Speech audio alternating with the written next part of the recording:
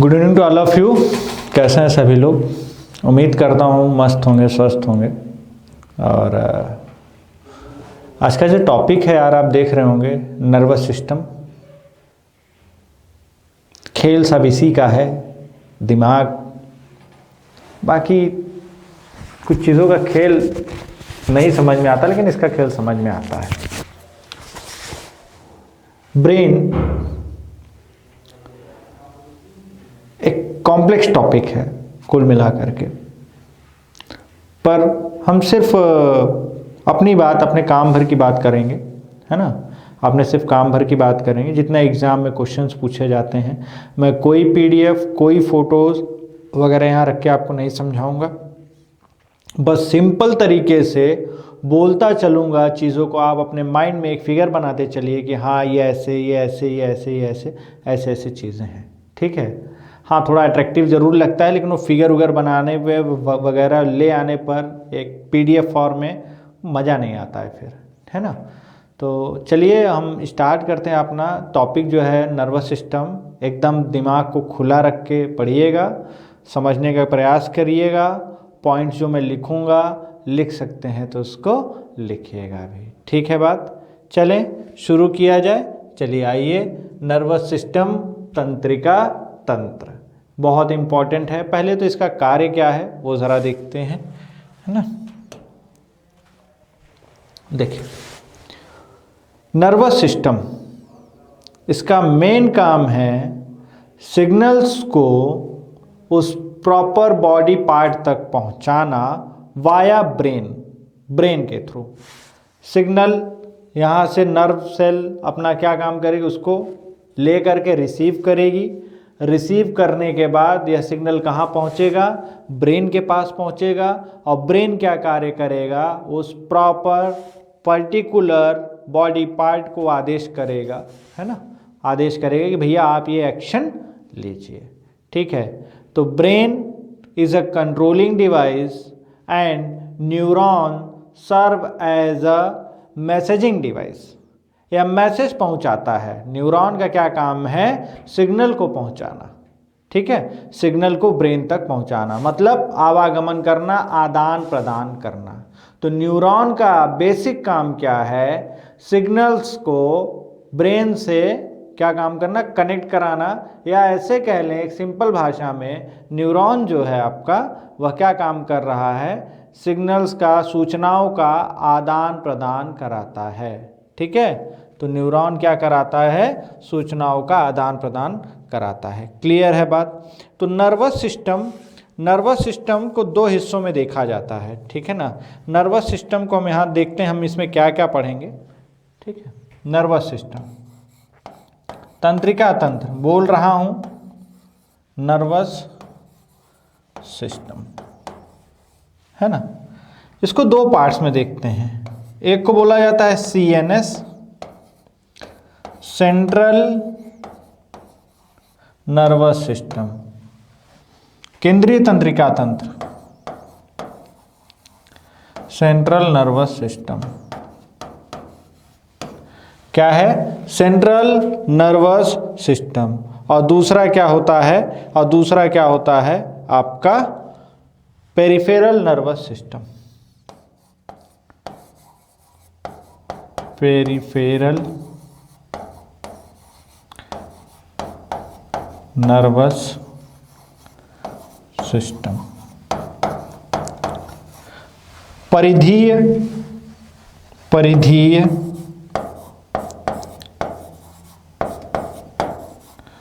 तंत्रिका तंत्र।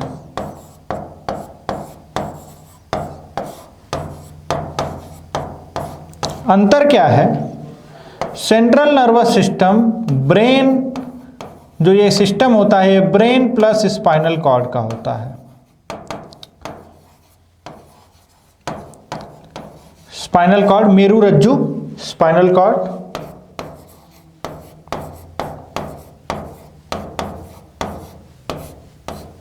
है ना। और पेरिफेरल नर्वस सिस्टम पूरा का पूरा नर्व्स के ऊपर डिपेंड करता है आपका, ठीक है। न्यूरॉन्स, है ना। तो ये है, यह इसके जो पार्ट हैं वो ब्रेन और स्पाइनल कॉर्ड हैं और पेरिफेरल नर्वस सिस्टम के हैं क्या, नर्व्स। इनसे पूरा, दोनों से मिल करके पूरा का पूरा ह्यूमन बॉडी का नर्वस सिस्टम बना हुआ है। ह्यूमन बॉडी का नर्वस सिस्टम इन दोनों सिस्टम्स में मिलकर के बना हुआ है। एक सीएनएस सेंट्रल नर्वस सिस्टम, केंद्रीय, और पेरिफेरल परिधीय, इन दोनों से मिलकर बना है। दोनों के पार्ट कौन कौन से हैं? सेंट्रल का है दिमाग और मेरुरज्जु, और इसके क्या है, न्यूरॉन्स। ठीक है, तो ये पॉइंट यहाँ से हुआ। और जरा हम देखते हैं कि हम इससे और पॉइंट को क्या काम कर सकते हैं, है ना। तो न्यूरॉन का बात अगर करें, न्यूरॉन का क्या काम है? मस्तिष्क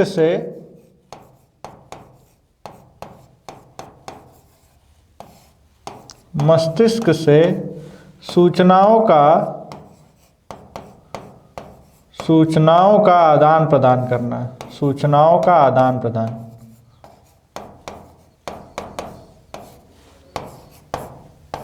ठीक है, न्यूरॉन जो है वह क्या काम कर रही है? सूचनाओं का आदान प्रदान कर रही है मस्तिष्क से।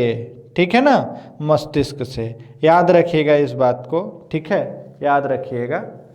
और इसकी जो खोज की थी यार, वो वॉल्डेयर ने की थी। किसने की थी? वॉल्डेयर। और कुछ पॉइंट जरा देखिए न्यूरॉन के बारे में। मानव शरीर की सबसे लंबी कोशिका, है ना। बस देखते चलिए भैया, आप किस तरह से एग्जाम में सवाल आते हैं, मैं वही सवालों को लिख रहा हूं यहाँ। बाकी आप पीएचडी मत करिए, केवल आपका चाहिए एग्जाम निकल जाना चाहिए, बस बात खत्म, है ना। आपका एग्जाम निकलने से मतलब है। बस मेरे ऊपर थोड़ा सा ट्रस्ट करिए और सारे पॉइंट्स को देखते चलिए। इससे बाहर जनरली नहीं पूछा जाता है। हाँ भाई, 25 क्वेश्चन आ रहे हैं अगर, तो आप 18 कर ले जाओगे, 7 इधर उधर के रहते हैं, वो आपका कॉमन बेसिक दिमाग रहेगा। और वो भी अगर सही से क्लास देखे रहोगे तो वो भी कहीं ना कहीं से एडजस्ट कर ले जाओगे। इतने बुद्धू नहीं हो, तेज तर रखो, ठीक है। चलिए, मानव शरीर की सबसे लंबी कोशिका, ठीक है, मानव शरीर की सबसे लंबी कोशिका कौन है मेरे भाई? न्यूरॉन है। अब लंबी है तो इसकी लंबाई भी देख लेते हैं, 90 से 100 सेंटीमीटर। क्या होती है? 90 से 100 सेंटीमीटर, ठीक है, 90 से 100 सेंटीमीटर, याद रखिएगा। और एक पॉइंट यहां और, जन्म के बाद, आफ्टर बर्थ,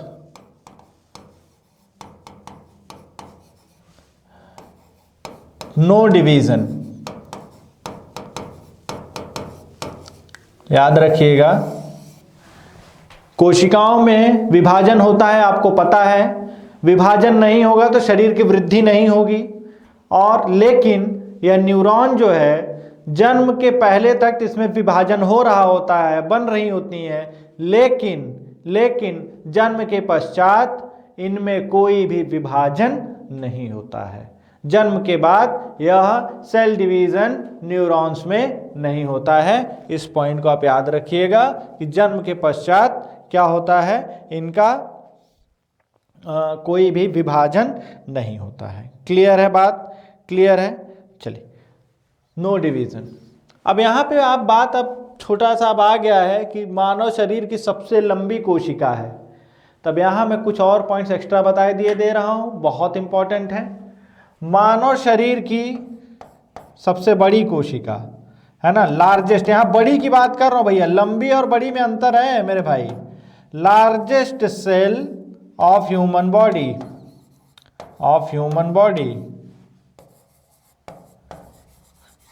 मानव शरीर की सबसे बड़ी कोशिका, जरा देखें क्या है वह, दैट इज फीमेल ओवम।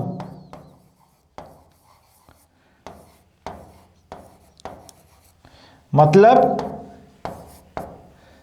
स्त्री अंडाणु,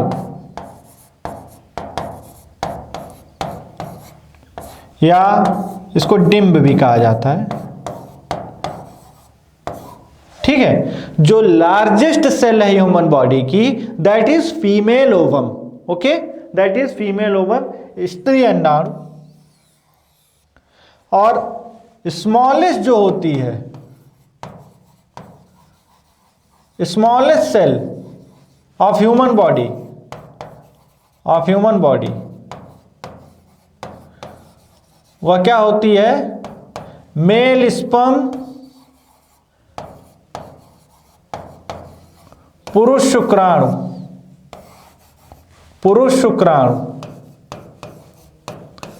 क्या होती है?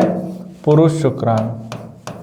पूरा नर्वस सिस्टम आज डील करूंगा, ब्रेन वगैरह सबकी बात करूंगा, ठीक है। लेकिन उससे पहले थोड़ी लंबी क्लास जरूर जा सकती है, लेकिन आपके बहुत काम की क्लास होने वाली है यह, तो कृपया करके इसको बहुत अच्छे से देखिएगा आप लोग। तो पुरुष शुक्राणु सबसे छोटा, यह मानव शरीर की मैंने बात की, तो मानव शरीर की सबसे लंबी कोशिका क्या है? वह न्यूरॉन है। मानव शरीर की सबसे बड़ी कोशिका वह क्या है? स्त्री अंडाणु है। और मानव शरीर की सबसे छोटी कोशिका पुरुष शुक्राणु है। तो ये तो मानव शरीर की बात हुई। अब जरा ओवरऑल देखते हैं, पृथ्वी पर जो सबसे छोटी कोशिका पाई जाती है,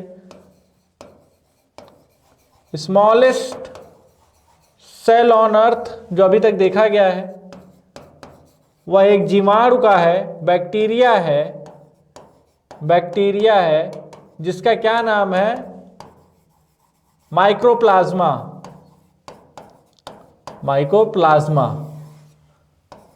ठीक है। माइक्रोप्लाज्मा क्या है? एक जीवाणु है, एक कोशिकीय जीव है, जो कि सबसे छोटा एक यूनिट सेल है इसके पास, ठीक है। और यह सबसे छोटी कोशिका है, माइकोप्लाज्मा, क्लियर? सबसे छोटी। और सबसे बड़ी आपको मालूम ही है, सबसे बड़ी कौन सी है? लार्जेस्ट सेल पूरे पृथ्वी पर अगर देखें तो शुतुरमुर्ग के अंडे की, है ना, शुतुरमुर्ग के अंडे की।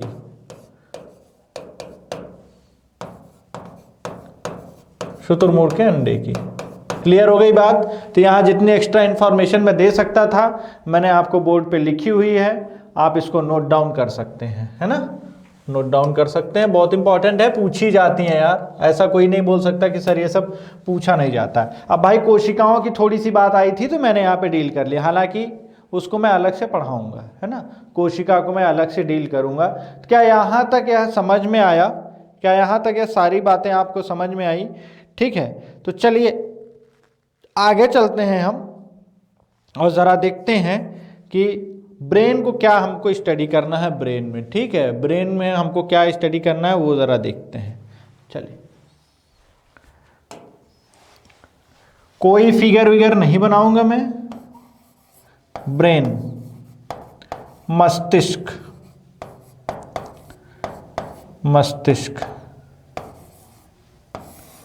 ठीक है ना। ब्रेन को बच्चों 3 हिस्सों में हम देख रहे हैं। क्या है? फोर ब्रेन, है ना, mid brain and hind brain.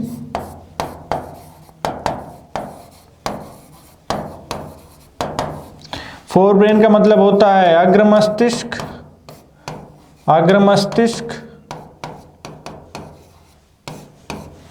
Mid brain का होता है मध्य मस्तिष्क,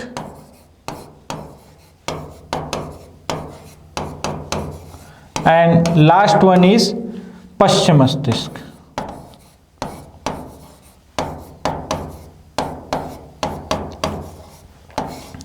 ठीक है, ये ब्रेन को जो है मस्तिष्क को 3 हिस्सों में डिवाइड किया गया है। क्या क्या है? अग्र मस्तिष्क, मध्य मस्तिष्क और पश्चिम मस्तिष्क, ठीक है। अच्छा, एक बात और, जिन लोगों को डाउट रहता है कुछ या कहीं कुछ, मान लीजिए कोई कॉन्सेप्चुअल क्लैरिटी नहीं हो पाती है या उनको वन लाइनर कुछ बात अगर पूछनी है, वो कमेंट सेक्शन में ज़रूर कमेंट कर सकते हैं, मैं जवाब देता हूँ, है ना। जो लोग मेरे साथ जुड़े हुए हैं उनको मालूम है, अगर जेन्युइन क्वेश्चन है तो मैं ज़रूर उनका आंसर करता हूँ, है ना, ज़रूर मैं आंसर करता हूँ, ठीक है। अग्र मस्तिष्क, मध्य मस्तिष्क और पश्चिम मस्तिष्क। सबसे बड़ा हिस्सा है ब्रेन का क्या है? अग्र मस्तिष्क, लार्जेस्ट पार्ट है। सबसे बड़ा हिस्सा कौन सा है? अग्र मस्तिष्क है, ठीक है। तो हम सबसे पहले अग्र मस्तिष्क को पढ़ेंगे, एक एक करके देखेंगे। इससे जो सवाल आते हैं वो मात्र एक तरीके के आते हैं कि किस मस्तिष्क का क्या कार्य है। पूछ लेगा वो आपसे, हिस्सा पूछ लेगा कि इनमें से दिमाग का कौन सा हिस्सा इसके ऊपर कंट्रोलिंग करता है। इससे ज़्यादा इससे और कुछ नहीं आता है वनडे लेवल और पीसीएस लेवल पे। क्लियर है? चलिए ज़रा देखते हैं। हम आते हैं अग्र मस्तिष्क। अग्र मस्तिष्क की बात अगर करें हम, अग्र मस्तिष्क, अग्र मस्तिष्क, अग्र मस्तिष्क को यार देखें तो हम टोटल 3 हिस्सों में डिवाइड किया गया है। टोटल 3 हिस्सों में डिवाइड किया गया है। अब ज़रा देखते हैं अग्र मस्तिष्क को। सबसे बड़ा इसमें जो अग्र मस्तिष्क आता है, पहला नाम है क्या इसका? सेरेबेलम, सेरेब्रम, है ना। इसको 3 हिस्सों में देखिए हम डिवाइड कर रहे हैं ज़रा। सेरेब्रम, सेरेब्रम, सेरेब्रम, देन आता है थैलेमस,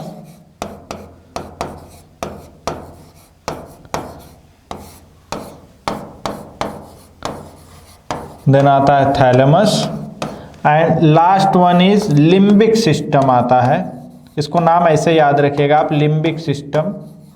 और लिम्बिक सिस्टम का ही एक पार्ट है, एक इसका एक पार्ट है जिसको आप क्या बोल रहे हो? हाइपोथैलेमस बोलते हो। ठीक है, हाइपोथैलेमस, हाइपोथैलेमस बोलते हो। इन सबको अंग्रेजी में ही आपको याद रखना पड़ेगा, हिंदी में याद रखेंगे कोई मतलब का नहीं निकलेगा आपको। ठीक है, आप ऐसे याद रखिए। इन्हीं नामों से आएगा सवाल तो आएगा, वरना नहीं आएगा। ठीक है, इन्हीं से आएगा सवाल तो आएगा, वरना नहीं आएगा। चलिए अब हम ज़रा देखते हैं किसका क्या क्या काम है। ठीक है, अग्र मस्तिष्क, और अग्र मस्तिष्क में भी जो सबसे बड़ा भाग है वो सेरेब्रम है। ठीक है ना, अग्र मस्तिष्क का भी जो सबसे बड़ा भाग है वह क्या है? सेरेब्रम है, लार्जेस्ट पार्ट है। क्या है? Largest part. कार्य देखें इसका, सेरेब्रम का। ठीक है, तो लार्जेस्ट पार्ट क्या है आपका? सेरेब्रम है। चलिए आइए जरा इसका हम क्या काम करते हैं, देखते हैं कि इसके कार्य क्या क्या है। ठीक है ना, चलिए मैं लिखता हूं। Touch, speech, hearing, reasoning ability,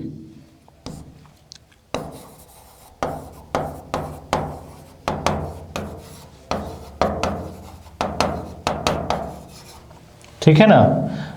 touch, speech, hearing, reasoning ability, reasoning ability, emotions, emotions, emotions, emotions, और लर्निंग कह सकते हैं आप, इमोशंस। अभी मैंने किसके बताए हैं ये सब आपको? ये सब मैंने बताया है सेरेब्रम। टच, टच का मतलब स्पर्श। जितनी बातें यहां लिख रहा हूं, सेरेब्रम इनमें से किन किन चीजों के ऊपर कंट्रोलिंग रखता है? टच मतलब, टच का मतलब है स्पर्श। स्पीच, कोई स्पीच दे रहा है, भाषण वगैरह दे रहा है, बोल रहा है कुछ, ठीक है, उसके ऊपर नियंत्रण, स्पीच। हियरिंग, सुनने के ऊपर नियंत्रण रखता है थोड़ा बहुत, ठीक है। Touch, speech, hearing. Reasoning ability मतलब तार्किक क्षमता आपकी कितनी है, कितना आप किस तरह से आप सोच सकते हैं, ठीक है ना। तार्किक शक्ति कितनी है कि मतलब इसको ऐसे नहीं ऐसे कर दें तो क्या होगा, ऐसे नहीं ऐसे कर दें तो क्या होगा, किस तरह से आप अपने दिमाग को अलग अलग एंगल से सोचा सकते हैं, वही आपकी क्या है? रीजनिंग एबिलिटी है। इमोशंस मतलब भावनाएं, लोग भावनाओं में बह जाते हैं, अब उनको डुबा ले जाती है, कोई पार थोड़ी हो पाया है भावनाओं से। एक जैसे अगर मैं आपको एक पर्सनल चीज़ ऐसे बोलूँ तो बहुत हद से ज़्यादा अटैचमेंट, आप लोग यंग हैं, मैं आपके लिए एक सलाह ज़रूर दूंगा, यहाँ बहुत से लोग इस चीज़ को देख रहे होंगे, और मैं अपने पर्सनल एक्सपीरियंस पर ये दे रहा हूँ आपको सलाह कि बहुत ज़्यादा, एक थोड़ा सा टॉपिक से हट के है उसके लिए माफ़ी चाहूँगा, लेकिन आप लोग क्या है कि आपसे और मेरा एक जैसे दोस्त के जैसे नाता है, तो मैं आपको थोड़ा यहाँ आगाह कर देता हूँ, बाकी आपकी मर्जी है, करिएगा, मेरा कोई उसमें वो नहीं है, वो पूरा आपको छूट है।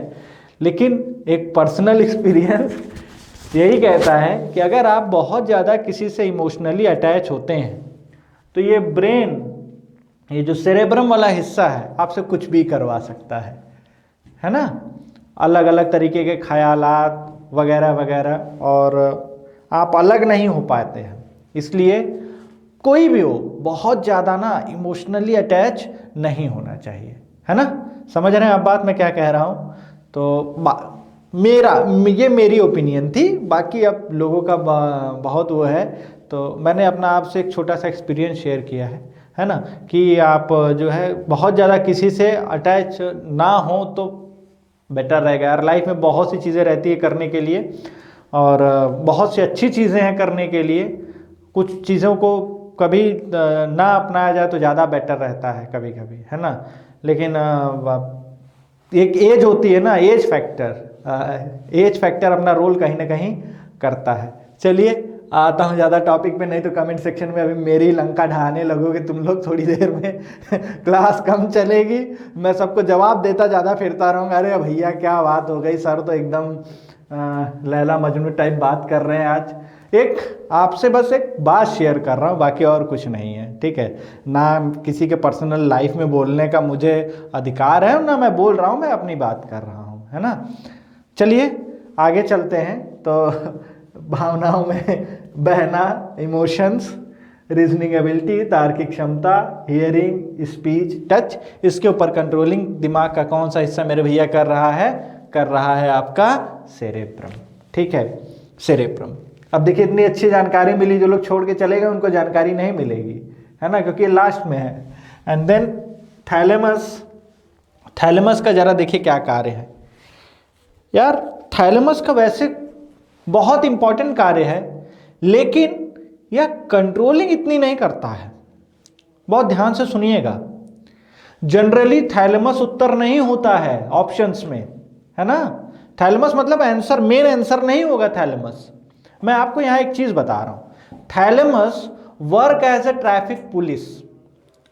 थैलेमस मतलब किसको आना है, किसको निकलने देना है, कौन सा सिग्नल को कहां पे भेजना है, that work is done by thalamus.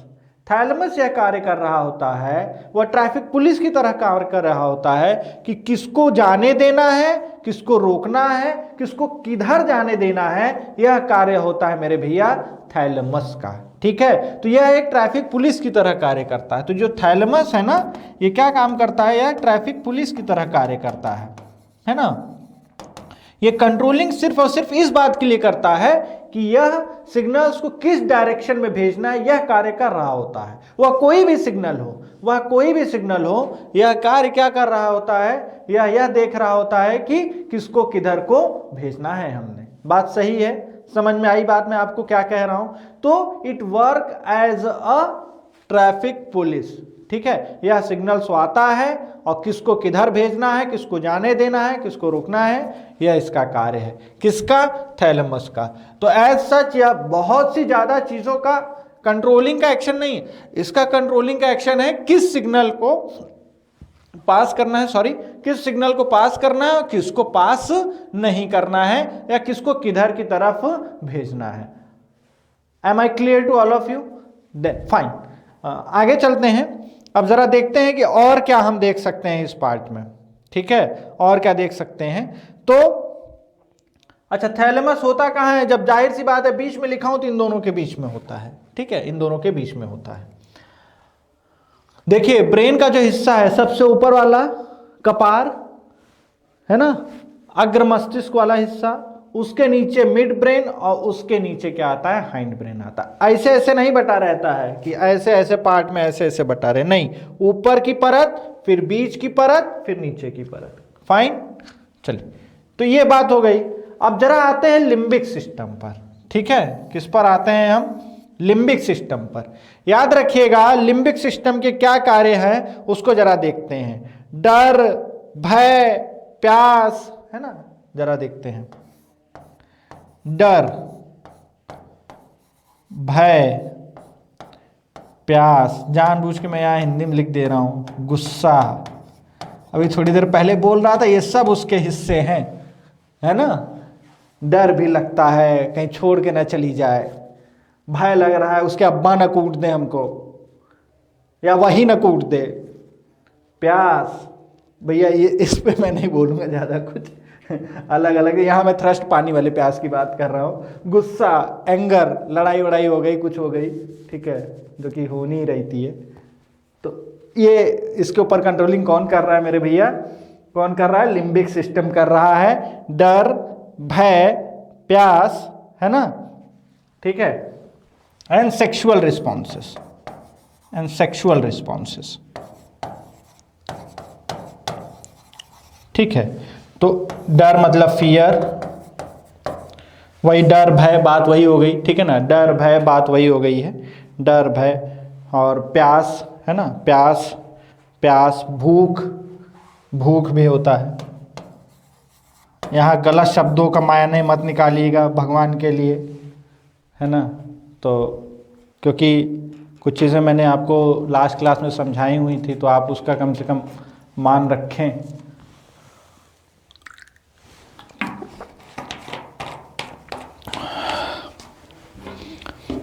और कृपा करके मेरी बायोग्राफी मत पूछना कमेंट सेक्शन में। तो ट्रैफिक पुलिस, डर, भय, प्यास, गुस्सा, भूख और सेक्सुअल रिस्पॉन्सेस कौन ले आता है? लिम्बिक सिस्टम ले आता है। अब जरा आगे समझिएगा, लिम्बिक सिस्टम का ही पार्ट है क्या? हाइपोथैलेमस। लिम्बिक सिस्टम का ही पार्ट है आपका हाइपोथैलेमस। अब हाइपोथैलेमस का क्या कार्य है? हाइपोथैलेमस, हाइपोथैलेमस जो है, हाइपोथैलेमस क्या है? या hormones plus temperature control, body का टेम्परेचर कंट्रोल करता है। टेम्परेचर कंट्रोल, पता नहीं कितनी बार यह सवाल आई है, कौन सा हिस्सा करता है शरीर का ताप संतुलित, कौन सा हिस्सा कर रहा होता है? Hypothalamus. Hypothalamus regulates the temperature of the body. Fine. Now, यह हाइपोथैलेमस कर रहा है। हाइपोथैलेमस किसका पार्ट है? लिम्बिक सिस्टम का पार्ट। और हार्मोन्स भी निकालता है, यह हार्मोन्स भी सिक्रीट करता है। पिट्यूटरी ग्रंथि के पास में होता है और यह हार्मोन्स सिक्रीट करता है। और यह दूसरे मतलब कि आप ऐसे कह लीजिए कि टेम्परेचर के साथ साथ यह विभिन्न प्रकार के जो हार्मोन्स निकाल रहा है वह शरीर के अलग अलग हिस्सों में जाकर के अपना कार्य कर रहे होते हैं, ठीक है। ग्रंथियां जब मैंने बताई थी तो मैंने आपको वहां पे काफ़ी चीज़ डील की हुई थी, ठीक है। तो आप इसको याद रखिएगा, hypothalamus, hormones plus temperature control, temperature control. अग्र मस्तिष्क में आपको बस इतना ही देखना था, अग्र मस्तिष्क में बस आपको इतना ही देखना था। इधर जो लिखा, कुछ बातें की हमने, पर्सनल भी हो गया मैं थोड़ा सा, लेकिन चलिए ठीक है। और इधर ये बातें आ गई और इसके बाद हाइपोथैलेमस का आपने कार्य देख लिया। यहाँ से सवाल भैया पूछे जाते हैं, प्लीज़ याद रखिएगा, इसलिए मैं अलग अलग स्लाइड्स बता दे रहा हूँ। इस पे लोग कंफ्यूज हो जाते हैं, पता नहीं सवाल गलत हो जाती है, याद नहीं रहता है ना। आप जो है एक एक तरीके की चीज़ देख लेंगे तो आपको सब समझ में आ जाएगा, ठीक है। चलिए नेक्स्ट पेज पर आता हूँ मैं। मध्य मस्तिष्क की बात करता हूँ भैया, मैं किसकी बात करता हूँ? मध्य मस्तिष्क, मध्य मस्तिष्क की बात कर रहा हूँ। किसकी बात कर रहा हूँ प्रभु? मध्य मस्तिष्क, मिड ब्रेन की अगर बात करूँ, ठीक है ना, मिड ब्रेन की यहाँ बात कर रहा हूँ। अच्छा, एक चीज़ और, यह दिमाग का सबसे स्लो हिस्सा है, सबसे स्लो कार्य करता है, ठीक है। हाइपोथैलेमस जो है यह बहुत धीरे कार्य करता है, मतलब यह जो है स्लो है, औरों के मुकाबले स्लो है, ठीक है। मध्य मस्तिष्क, मध्य मस्तिष्क का एक हिस्सा है आपका कॉर्पोरा क्वाड्रिजेमिना, ठीक है। क्या बोलते हैं उसको? Corpora quadrigemina, corpora quadrigemina, corpora quadrigemina. इसको याद रखिएगा, देखने एवं सुनने की शक्ति पर नियंत्रण, की शक्ति पर नियंत्रण।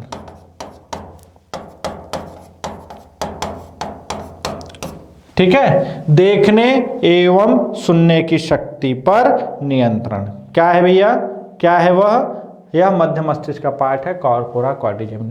मान लीजिए अचानक से मुझे अब कोई आवाज आई तो मैं अंदाजे से बता दूंगा किधर से आई है, तो ये कार्य किसका है, इसका है।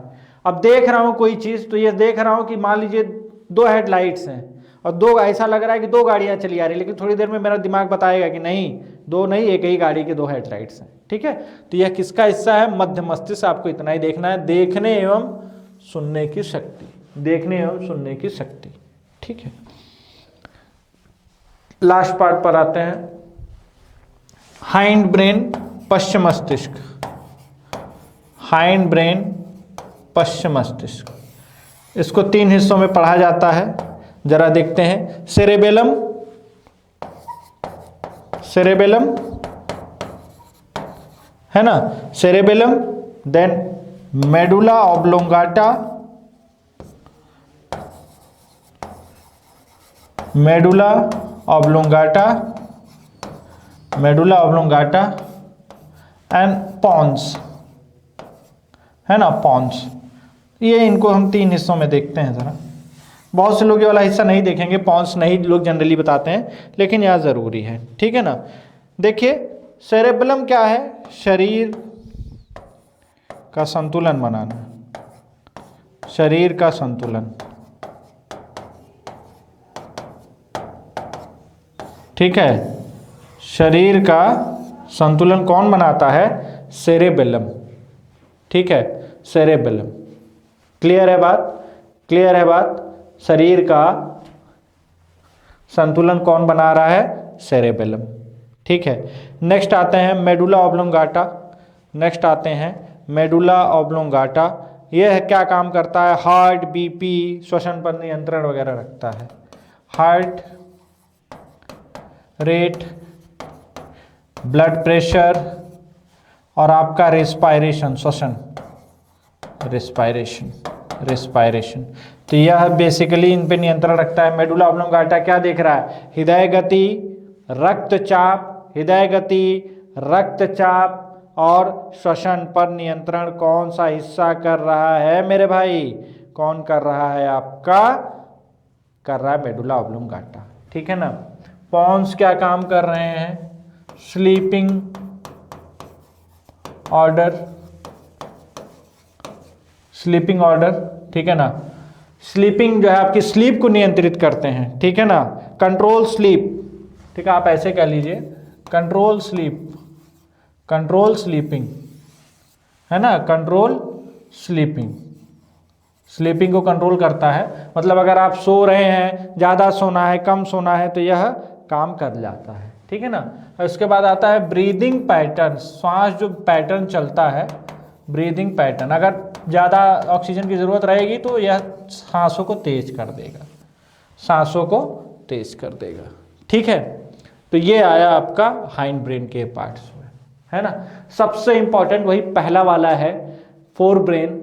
ठीक है, forebrain, cerebrum, thalamus, limbic system and hypothalamus. एक बार जरा हम लोग वापस जितनी चीज़ें हमने देखी हुई हैं उसको मैं रिवाइज करा देता हूँ, प्लीज़ बिना देखे मत जाइएगा, है ना।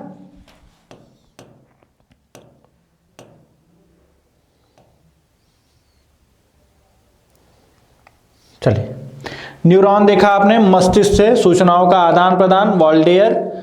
बर्थ, जन्म के बाद कोई भी डिवीजन नहीं होता है, विभाजन नहीं होता है। मानव शरीर की सबसे लंबी कोशिका 90 से 100 सेंटीमीटर। तंत्रिका तंत्र जो है 2 हिस्सों में देख रहे हैं, सेंट्रल नर्वस सिस्टम और पेरिफेरल नर्वस सिस्टम। सेंट्रल मतलब आपका सेंट्रल का है, केंद्रीय, और इसमें इसके 2 हिस्से हैं, ब्रेन है और स्पाइनल कॉर्ड है।